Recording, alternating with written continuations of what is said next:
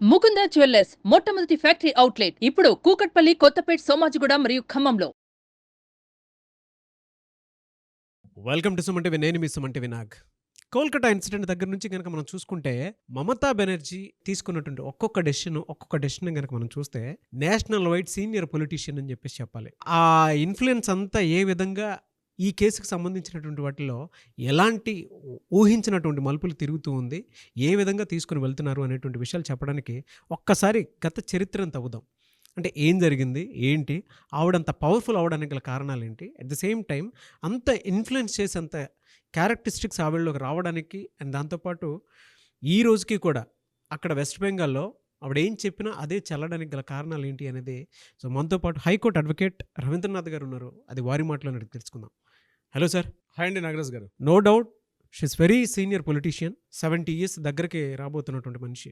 అంత ఇన్ఫ్లుయెన్షియల్ పర్సనాలిటీగా మారి కేసు మొత్తాన్ని మిస్లీడ్ చేసి ఏ రకంగా చూసుకున్నా కూడా ఇప్పటికీ అక్కడి నుంచి కూడా ఒక చిన్న డేటాను కూడా బయటికి రానియకుండా జాగ్రత్త పడేంత స్థాయిలో జరుగుతుంది అని అంటే ఏంటి సార్ అసలు గట్ ఫీలింగ్ ఏంటి? మమతా బెనర్జీ గారు ప్రధానంగా అండి ఇప్పుడు ఆవిడకి వయసు సుమారుగా 70 సంవత్సరాలు దగ్గర పడుతున్నారు. ఈవిడ 1955లో జన్మించారు. 1970లో అంటే 15 ఏళ్ల వయసులోనే ఇండియన్ నేషనల్ కాంగ్రెస్ పార్టీలో జాయిన్ అయ్యారు ఈవిడ. అంటే 15 ఏళ్ళప్పుడే రాజకీయ ప్రవేశం చేసి ఇప్పటికి 2024 అంటే సుమారుగా అదొక 70 సంవత్సరాల్లో 15 ఏళ్ళు తీసేశారనుకోండి, సుమారుగా 55 సంవత్సరాల పాటు ఆవిడ విస్తారమైన అపారమైన రాజకీయ అనుభవం. అంతటి రాజకీయ ధురంధరాలు బహుశా ఎక్కడ ఉండకపోవచ్చేమో బహుశా మన రాష్ట్రాల్లో ప్రెజెంట్ లైవ్లో ఉన్నటువంటి వ్యక్తులు. అంటే రాజకీయ సన్యాసం తీసుకోకుండా ప్రెజెంట్ రాజకీయాల్లో ఇంకా తన రాజకీయాలను చూపిస్తున్నటువంటి వ్యక్తిగా మమతా బెనర్జీ గారు నెంబర్ 1 పొజిషన్లో ఉంటారు. మొట్టమొదటి ముఖ్యమంత్రి, మహిళా ముఖ్యమంత్రి కూడా ఈవిడే. అంటే నేను చెప్పాను కదా, 15 ఏళ్ళప్పుడే ఈవిడ కాంగ్రెస్ పార్టీలో జాయిన్ అవ్వడం, అక్కడి నుంచి ఒక్కొక్క మెట్టు ఎక్కుకుంటూ కాంగ్రెస్ పార్టీని బీటౌట్ చేశారు. అట్ ద సేమ్ టైం 34 సంవత్సరాల పాటు ఆ వెస్ట్ బెంగాల్ని వామపక్ష పార్టీలు సిపిఐ సిపిఎంలు కూడా పరిపాలిస్తుంటే వాళ్ళని ధీటుగా ఎదుర్కొని తన తృణమూల కాంగ్రెస్ పార్టీని స్థాపించి అందులో కీలక నేతగా ఎదిగి తను పూర్తిగా ముఖ్యమంత్రిగా తను శాసించడం అనేది చిన్న విషయం కాదండి. ఇప్పుడు నేను జరిగిన సంఘటన బహుశా ఆవిడకి ఒక పీనట్ కావచ్చు. Exactly it's a peanut. ఆవిడకి ఎన్నో సంఘటనలు చూసింది. ఒకటి ముఖ్యంగా 2006, 2007 ఈ టైంలో మహా ఉధృతంగా జరిగిన ఒక ఉద్యమం అండి, ముఖ్యంగా సింగూరు ఉద్యమం. ఆ సింగూరు ఉద్యమం ఏంటంటే టాటా మోటార్స్ వారు, మీకు అందరూ తెలుసు, అక్కడ టాటా వాళ్ళు ఒక కారు తయారు చేద్దామని తీసుకొచ్చారు ఇన్ ద ఇయర్ ఆఫ్ 2006లో. టాటా మోటార్స్ వారు 2000 ఎకరాలు అడిగినప్పుడు అప్పటి నుండి సిపిఎం పార్టీలో ముఖ్యమంత్రి గారు ఈ సింగూరు అనే ప్రాంతంలో ల్యాండ్ అలాట్ చేయడం జరిగింది. అప్పుడు ఇట్లాంటి ప్లాంట్ మనకు అవసరం లేదు, ఈ రైతులు ఇంపార్టెంట్, ఇక్కడ రైతులు ల్యాండ్ కోల్పోతున్నారు, సో భూమి హక్కులు కోల్పోతారని చెప్పి వీళ్ళకి ఎగ్నిస్ట్గా ఒక ఉద్యమం తీసుకొచ్చారు, సింగూరు ఉద్యమం. ముఖ్యంగా మమతా బెనర్జీ గారి యొక్క లైఫ్లో చాలా ఉద్యమాలు ఉన్నాయి, ఇది ప్రధాన ఉద్యమంగా చెప్పుకోవచ్చు ఈ సింగూరు ఉద్యమాన్ని. మొత్తానికి కొన్ని రోజుల పాటు తిండి తిప్పలు లేకుండా కొన్ని వేల మంది రోడ్ల మీద బైఠాయించి వాళ్ళ తరపున అహోరాత్రులు శ్రమించి ఆ సింగూరు ప్లాంట్లో ఏదైతే ఈ టాటా వాళ్ళు 2 years పాటు వారు జరిగిందండి. 2 years పాటు చివరికి టాటా వాళ్ళు ఇంకా ఈమె యొక్క దాడిని తట్టుకోలేక అక్కడి నుంచి సూరత్కి వెళ్ళిపోయారు. అక్కడి నుంచి ఈ టాటా ప్లాంట్. నెంబర్ 2 నందిగ్రామ్లో జరిగింది. 2007లో జరిగింది నందిగ్రామ్.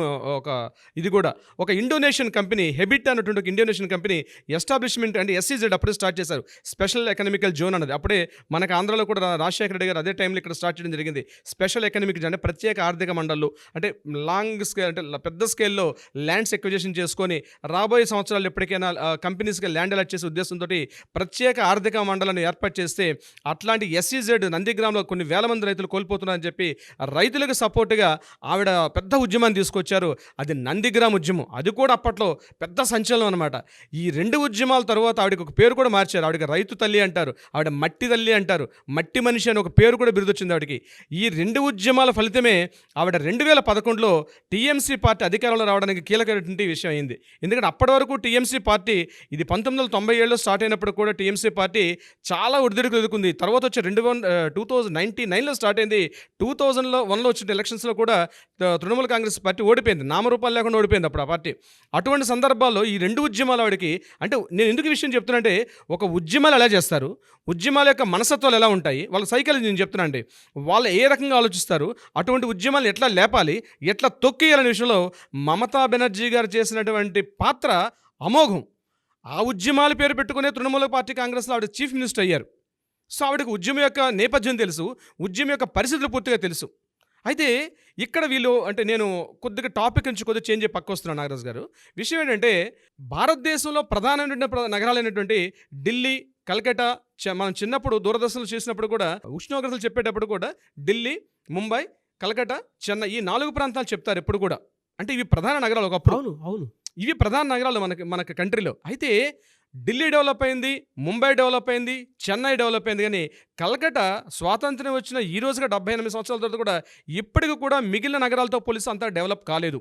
దానికి కారణం ఏమిటంటే మార్క్సిస్ట్ పార్టీ యొక్క విధానం ఏమిటంటే వీళ్ళు కొత్త సంస్థల్ని, కొత్త కంపెనీస్ని వీళ్ళు ఎంకరేజ్ చేయరు. వీళ్ళు అంటే ముఖ్యంగా ఈ పెట్టుబడిదారీ వ్యవస్థని వ్యతిరేకించే పార్టీలు ఇవన్నీ కూడా మార్క్సిస్ట్ పార్టీలు. అందుకే మీకు చెన్నైలో రకరకాల కంపెనీస్, హుండాయ్ కానీ మొదలు ఎన్నో కంపెనీస్ వచ్చాయి, ఢిల్లీలో వచ్చాయి, ముంబైలో వచ్చాయి. అట్ ద సేమ్ టైం 2000 వచ్చినట్టు ఐటీ సెగ్మెంట్ పెరిగిన తర్వాత కూడా ఎన్నో ఐటీ కంపెనీస్ ప్యారలల్గా ఈ 4 నగరాలతో పాటు బెంగళూరు, పూణే, అహ్మదాబాద్ ఈ సిటీస్ డెవలప్ అయ్యి, ఇంక్లూడింగ్ హైదరాబాద్తో సహా. కానీ ఎప్పటికో పురాతన సిటీ అంటే కలకత్తా నగరం మాత్రం అట్లాగే ఉండిపోయింది. దీనికి కారణం మమతా బెనర్జీ గారి మార్క్సిస్ట్ పార్టీ తర్వాత ఎప్పుడైతే తృణమూల కాంగ్రెస్ పార్టీ ఏర్పాటైందో ఈవిడ కూడా మారుతున్న కాలానికి అనుగుణంగా మారకుండా ఇంకా పాత దాన్ని ఏమంటారంటే బూజు పట్టినటువంటి ఆ పాత పెట్టుబడిదారీ విధానాన్ని వ్యతిరేకిస్తూ ఇంకా అలా ఉండిపోవడం వల్ల ఇప్పటికీ కూడా వెస్ట్ బెంగాల్లో పేదరికం, పూర్తిగా అంటరానితనం, పూర్తిగా అస్పృశ్యత, నిరంకుశత్వం, సరైన విద్య, వైద్య విధానం లేక ఇప్పటికి కూడా వెస్ట్ బెంగాల్లో నాగరాజు గారు చాలా వెనుకబడి ఉంది మిగిలిన రాష్ట్రాలతో పోలిస్తే. ఇప్పటికి ఎక్కడో ఉండాల్సినటువంటి మహానగరం కలకత్తా మహానగరం. అంటే ఈవిడ సరైన టైంలో సరైన డిసిషన్ తీసుకోవడం వల్ల సరైన మార్పులు ఎప్పుడు వచ్చింది? 2011లో ఈవిడ చీఫ్ మినిస్టర్ అయ్యారు. ఫస్ట్ టైం 2011లో ఏది ఇప్పుడు నేను చెప్పిన సింగూరు ఉద్యమం కానీ లేకపోతే నందిగ్రామ్ ఉద్యమాల తర్వాత ఈవిడ 2011లో ఫస్ట్ టైం సీఎం అయ్యారు. ఈవిడ మీద చాలా హోప్ పెట్టుకున్నారు లోకల్ ప్రజలందరూ కూడా. కానీ ఈవిడ పెద్ద మార్పు ఏమీ లేదండి. ఇంకా ఆ బూజు పట్టిన విధానాలను పట్టుకునే ఈవిడ ఇంకా అప్పటికి అలానే ఉన్నారు. ఇంకా మారుతున్న కాలానుగుణంగా మారలేదు. ఎగ్జాంపుల్ ఇప్పుడు మన హైదరాబాద్, ఆంధ్రప్రదేశ్ తీసుకుంటే ఒక్కసారి మనకి 2000 తర్వాత వచ్చినటువంటి ఈ ఐటీ సాఫ్ట్వేర్ సెగ్మెంట్ని చంద్రబాబు నాయుడు గారు కానీ, ఆ తర్వాత వచ్చిన కేసీఆర్ కానీ, ఆ తర్వాత వచ్చిన రాజశేఖర రెడ్డి కానీ ఒక్కొక్కరు దాన్ని ముందుకు తీసుకెళ్లారు. ఇప్పుడు 2000 తర్వాత వచ్చినట్టు మార్పులు ఏమైంది? ఇటు మన ఆంధ్రప్రదేశ్లో హైదరాబాద్ కానీ డెవలప్ అవడానికి కారణం అంటే తర్వాత వచ్చిన పార్టీలో సీఎంలు అందరూ కూడా సరే పార్టీ విధి విధానాలు పక్కన పెడితే తమ వంతు ఒక కృషి చేసుకుంటూ మొక్కకు నీళ్లు పోసుకుంటూ వెళ్ళారు. కానీ ఈ రోజుకి సాఫ్ట్వేర్ రంగం నుంచి కలకత్తా రంగంలో డెవలప్ కాకపోవడానికి కారణం అంటే మమతా బెనర్జీ తీసుకున్న నిర్ణయాలు ఒక రకంగా కారణం. ఇప్పటికి కూడా అస్పృశ్యత, నిరంకుశత్వం, విద్య, వైద్యం బాగా వెనుకబడినటువంటి ఒక కలకత్తా నగరం ఇప్పటికి కూడా ఉంది. కానీ వాళ్ళలో పేట్రియటిజం మాత్రం ఇప్పటికే తగ్గకుండా అదే స్థాయిలో ఉంది. అయితే మమతా బెనర్జీ గారి విషయానికి వచ్చినట్లయితే తను ఉద్యమాలు చేసే వాళ్ళ యొక్క ఇప్పుడు నేను చెప్పినట్టుగా ఈ ఉద్యమాలు చేసే వాళ్ళ యొక్క మైండ్ సెట్లు ఎట్లా ఉంటే ఆవిడకి బాగా తెలుసు ఈ విషయంలో. 2006 ఆ ప్రాంతంలో ఈ బరిహిసెట్ దగ్గర మత ఘర్షణలు బాగా పెరిగాయి. అంటే ఒక చిన్న ఎవరో సోషల్ మీడియాలో ఒక పోస్ట్ పెట్టారు. అది ఆ పోస్ట్ ఏమైందంటే హిందూ ముస్లిమ్స్ మధ్య బాగా పెద్ద వివాదం రాజుకుంది. అది ఎంతగా వివాదం రాజుకుందంటే కొన్ని వందల మంది ప్రాణాలు కోల్పోయారు ఆ బరిహిసెట్ అనేటువంటి ఒక ప్రాంతంలో జరిగిన వివాదాల వల్ల. దాన్ని కూడా సరైన విధంగా దాన్ని ఆ మత ఘర్షణని అనుకున్నట్టుగా దాన్ని కంట్రోల్ చేయకపోవడంలో ఒక విధంగా మమతా బెనర్జీ గారు ఫెయిల్ అయ్యారు. దాని తర్వాత హూగ్లీలో వచ్చినటువంటి మత ఘర్షణలు, అది కూడా సేమ్ కమ్యూనల్ ప్రాబ్లమ్స్. అక్కడ కూడా ఈ హిందూ ముస్లిమ్స్ మధ్య వచ్చినటువంటి ఆ విధి విధానాలకు కూడా సరైన విధంగా కంట్రోల్ చేసుకోవడం వల్ల ఈ టైంలో ఏమైంది? ఇక్కడ 2 వ్యవస్థలు అండి ముఖ్యంగా వెస్ట్ బెంగాల్లో. ఒకటి communist party, Congress party, BJP party మీద కొంతవరకు అపవాదం ఉంది. ఇది పూర్తిగా మతతత్వ పార్టీ నాకు అపవాదం ఉంది.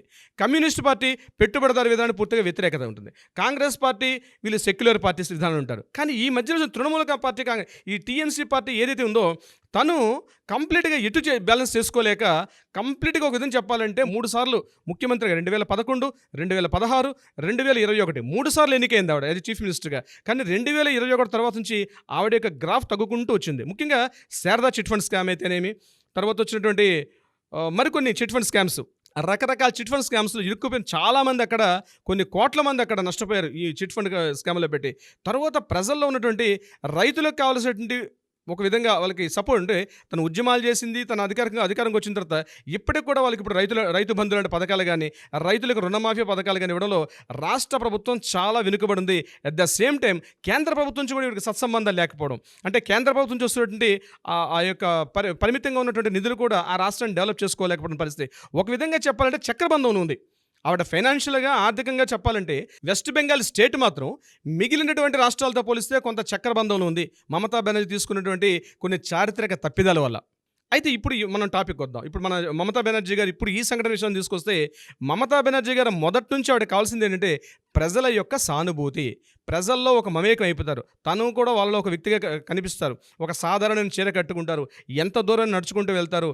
ఒక చిన్న మామూలు చేతి సంచి ఒకటి, అంటే మామూలుగా ఒక సాధారణ గృహిణి ఎట్లా ఉంటారో తన వేష భాషను అలాగే ఉంటాయి. భాష ఎలా ఉంటుంది, వాళ్ళలో కంప్లీట్గా లోకల్ భాష మాట్లాడుతూ వాళ్ళకి దగ్గరగా అయ్యే ప్రయత్నం చేస్తారు. అయితే ఇప్పుడు ఈ విషయానికి వచ్చినప్పుడు, ఇప్పుడు ఏదైతే ఈ ఆగస్టు 9 మనం ఏదైతే రేప్ అండ్ మర్డర్ కేసు సంబంధించి ఏదైతే మాట్లాడుకుంటున్నాం, దీని విషయాలు మాత్రం రోజు రోజుకి ఒక కొత్త మలుపు తిరుగుతున్నటువంటి ఈ సందర్భంలో మమతా బెనర్జీ గారు వేసినటువంటి ఎత్తుకు పై ఎత్తులు, సందీప్ ఘోష్కి ఆల్రెడీ ఒక బర్త్డే విషెస్ చెప్తూ ఒక లెటర్ రాశారు, దాన్ని పక్కకి వెళ్ళిపోయింది. సిబిఐ మీద తన ఇన్ఫ్లుయెన్స్ చూపిస్తున్నారనే విధానం కూడా టాపిక్ పక్కకి వెళ్ళింది. ఇప్పుడు ఏమైంది, అక్కడ నిరసనకారులు, మమతా బెనర్జీ ప్రభుత్వం, ఈ రెండింటి మధ్య ఒక పెద్ద వార్ నడుస్తుంది. ఈ వార్లో ఒక్కొక్క రోజు ఒక్కొక్కరికి ఎత్తుకు పై ఎత్తులు వేసుకుంటూ వెళ్తున్నారు. కానీ మంకు పట్టి విడకుండా నిరసనకారులు అదేవిధంగా ఉన్నారు. మమతా బెనర్జీ కూడా తన మంకు పట్టి విడట్లా. వాళ్ళు ఒకటే డిమాండ్ అడిగారు, వీలైతే ట్రాన్స్పరెంట్గా మనం లైవ్ టెలికాస్ట్ చేయమన్నారు. ఇది ఆవిడకి ఏంది డిఫెన్స్లో పడింది. లైవ్ టెలికాస్ట్ పెట్టండి, లేకపోతే మేము మీ చర్చలకు రావని చెప్పి ఎప్పుడైతే నిరసనకారులు వాయిస్ పెంచారో ఇమ్మీడియట్గా మమతా బెనర్జీ తన డిఫెన్స్లో పడిపోయింది. ఇప్పుడు తను ఆడిన డ్రామా ఏంటి, నా కుర్చీ ఇంపార్టెంట్ కాదు, నా chair is not a important, నాకు ప్రజల యొక్క భవిష్యత్తు ఇంపార్టెంట్, ప్రజల యొక్క ఇది ఇంపార్టెంట్, వీలైతే నేను కూడా మీతో పాటు వచ్చి స్ట్రైక్ చేస్తాను, మీతో పాటు నేను ధర్నాలో పాల్గొంటా, మీతో పాటు న్యాయం కావాలని కోరుకుంటా, ఎవరైతే బాధిత తల్లిదండ్రులు ఉన్నారో వాళ్ళకి సత్సహాయం చేస్తానని చెప్తూ తను ఇమ్మీడియట్గా యూటర్న్ తీసుకొని ఇప్పుడు డిఫెన్స్ ఎవరికి పడేసింది, నిరసనకారులు డిఫెన్స్లో పడ్డారు. ఈవిడేందా బాస్ చూసి సీఎం అంటుంది, నేను సీఎం కూర్చుని కూడా వదిలేని సిద్ధంగా ఉన్నాను, మీరు చెప్పండి విడిచేయమంటే విడిచేస్తానని చెప్పి. మొన్నటిదాకా నిరసనకారులు ఏమని మాట్లాడారు, మమతా బెనర్జీ రిజైన్ చేయాలి, సిపి రిజైన్ చేయాలి అని చెప్పి ఎప్పుడైతే గట్టిగా గలమెత్తారో, ఎప్పుడైతే మమతా బెనర్జీ ఈరోజు సీఎం నేను రిజైన్ చేయడానికి రెడీగా ఉన్నాను, ఓకే మీరు ఓకే అంటే ఇప్పుడు నేను చెప్పండి అని చెప్పి తన డాక్యుమెంట్ కూడా రెడీ చేసి వాళ్ళ ముందు చూపించడంతో ఇప్పుడు నిరసనకారులు ఏమంటున్నారు, మేము రాజీనామా మిమ్మల్ని అడగలేదు, మా డిమాండ్స్ ఏవైతున్నాయో ఆ డిమాండ్స్ని కంప్లీట్ చేయమని అడుగుతాం తప్పించి నీ రాజీనామా వల్ల వచ్చి మాకు ఉపయోగం లేదని చెప్పి వీళ్ళు డిఫెన్స్లో పడ్డారు. అంటే ఈ రకంగా ఒక ఎత్తుకు పై ఎత్తులు. ఆవిడ అపార అనుభవం అండి, 70 సంవత్సరాల వ్యక్తి అంటే 15 ఏళ్ళప్పుడు రాజకీయాలు వచ్చిందంటే పివి నరసింహరావు గారిని చూసింది, వాజ్పేయి గారిని చూసింది, మన్మోహన్ సింగ్ గారిని చూసింది. ఆవిడ రైల్వే శాఖ మంత్రిగా పనిచేస్తారు. 1991లోనే ఈవిడ ఫస్ట్ రైల్వే ఒక సహాయ మంత్రిగా పనిచేశారు. 91లో, 1991లో, 92లో జరిగిన బాబరీ అల్లర్లు చూశారు. అంటే మహామహులతో ఆవిడ చూసేశారు అక్కడ. ఆ ఉద్దండ అతిరథ మహారాజులు అంటారు చూసారా, అట్లాంటి ముఖ్యమంత్రులు కానీ, ముఖ్యంగా ప్రణబ్ ముఖర్జీ, జ్యోతి బసు, ఇట్లాంటి వాళ్ళ సహచర్యం వాడికి తెలుసు.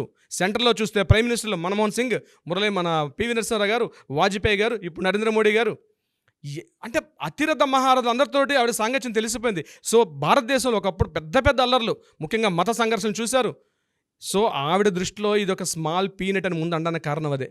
దీన్ని సక్రమంగా ఎదుర్కొంటారు సార్. వాళ్ళు వర్షంలో నిరసన వ్యక్తపరుస్తున్నారు సార్. వర్షంలో అంత దారుణంగా మాకు న్యాయం జరగాలి అని చెప్పేసి వాళ్ళు రోడ్ల మీద బైఠాయించి వర్షంలో కూడా నిరసన తెలుపుతున్నారు అని అంటే, అంత నిరంకుశత్వం అంటే ఎలా సార్ అసలు? దీనికి ప్రజల్లో వ్యతిరేకత రావాలండి, నిరసనకారులో వ్యతిరేకత కాదు.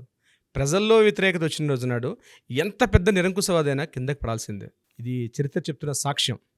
ప్రజల్లో మార్పు రావాలి, కానీ ప్రజల సంఘీభావం తెలపట్ల నిరసనకారులు కొన్ని వేల మంది, వందల మంది వస్తున్నారు. నేను నిన్ననే మనం ఒక వీడియోలో మాట్లాడుకున్నాను నాగరాజు గారు, ఎస్మా ప్రయోగిస్తే, ఎసెన్షియల్ సర్వీసెస్ మెయింటెనెన్స్ యాక్ట్ వస్తే ప్రాబ్లం ఏమిటి? ఇన్ని రకాల పరిస్థితులు ఎదుర్కొంటారు. సామాన్య జనం మాత్రం ఇందులో సపోర్ట్ చేయడం లేదు సార్. ఇప్పుడు ఆవిడ మాట్లాడినటువంటి స్టేట్మెంట్ దేన్ని బేస్ చేసుకుని అడ్వాంటేజ్ తీసుకున్నారు అని అంటే, సుప్రీంకోర్టు ఇచ్చినటువంటి మీరే తక్షణమే మీ విధుల్లోకి మీరు వెళ్ళిపోండి అని చెప్పేసి సుప్రీంకోర్టు ఒకటి జారీ చేయడం జరిగింది. ఆ జారీ చేసిన తర్వాత వీళ్ళు ఇంకా వెళ్ళట్లేదు. ఆవిడ చాలా తెలియక ఏం చేశారు, ఓకే వీళ్ళు ఎలాగో నేను చెప్పినా వినరు, ఓకే నేను ఎలాగో చెప్పినా వినరు, ఫస్ట్ నేను కూడా సంధికి వచ్చాను, వాళ్ళ కాళ్ళబేరానికి వెళ్తే వాళ్ళని చీకొట్టారు, అటు కోర్టుని చీకొట్టారు, ఇటు నన్ను కూడా చీకొట్టారు అని చెప్పేసి బయట ఒక పబ్లిసిటీ వచ్చేస్తుంది దానికి సంబంధించింది.